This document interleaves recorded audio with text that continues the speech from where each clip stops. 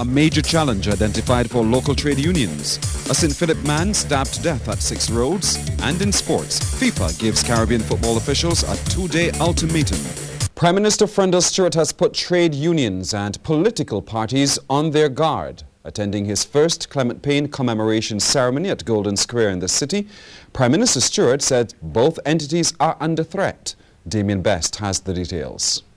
Members of the trade union movement and Pan-Africanists joined the Clement Payne movement for the flower-laying ceremony to mark the People's Uprising, which occurred some 74 years ago. Addressing the gathering, Prime Minister Frendel Stewart said one of the achievements for this country coming out of the uprising is the establishment of trade unions and political parties. He, however, cautioned that one of the biggest challenges currently facing both entities is that they are in danger of being hijacked by a certain section of the society. There is a view that money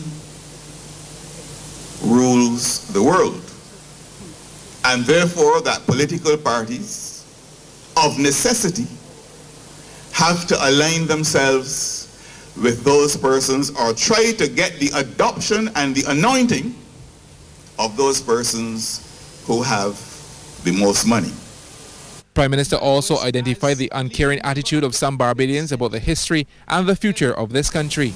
It is a struggle which we have to continue to wage to eradicate those mindsets and to help people to understand that it is their obligation to continue what people like Clement Payne and Menzies Chase and Eunice Belgrove and Israel Lovell and all of the others who have fought to make Barbados what it is today.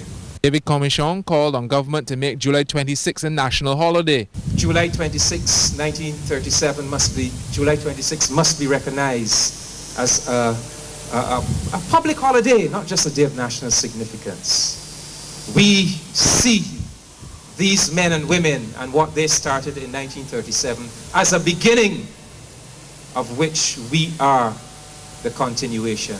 A special touch was added to the ceremony. Junior Calypso monarch Samantha Sammy G. Graves laid flowers to mark the occasion and paid tribute in song. Damien Best, CBC News. Finance Minister Chris Sinclair has dismissed suggestions that Barbados is collecting less tax despite a hike in VAT. In fact, he told MPs at today's sitting that VAT receipts were up by almost $38 million during the last 3 months.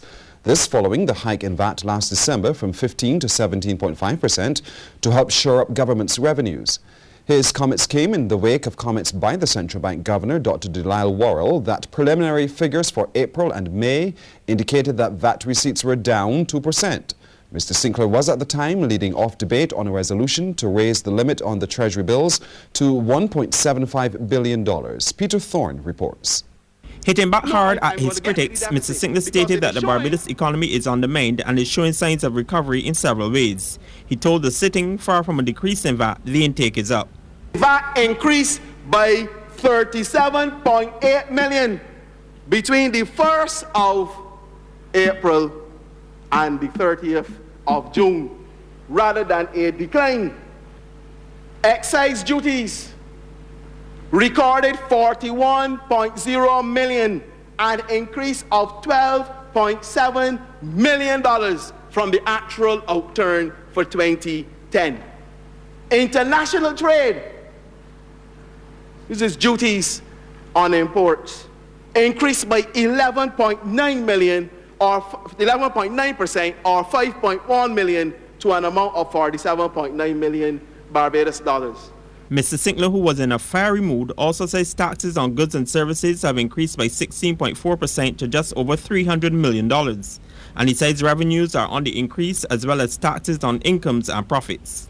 Current revenue for the period 1st April to June 30th, 2011 was $584.7 million, an increase of $43 million or 8.1% from the amount recorded for the corresponding period during 2010.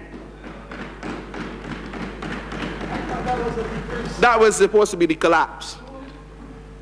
Taxes on incomes and profits realized $206.5 million, an amount of 3.8 million more than collected for the corresponding period in 2010.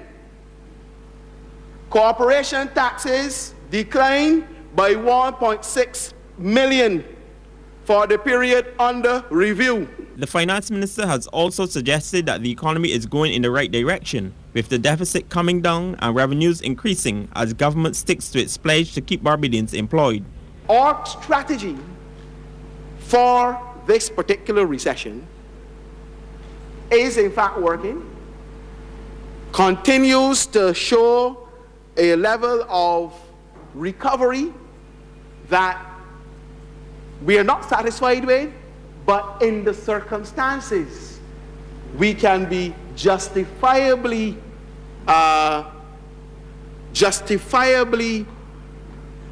comfortable that progress is being made.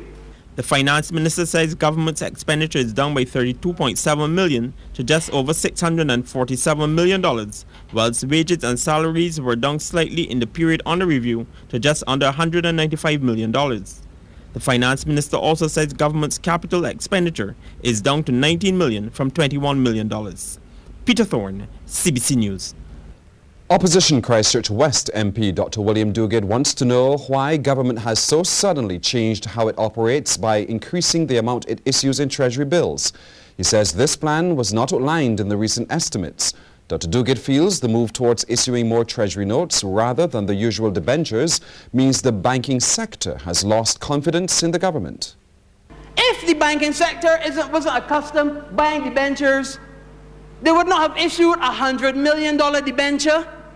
But the expectation was there that the banking sector would have continued to buy debentures, which shows a level of confidence.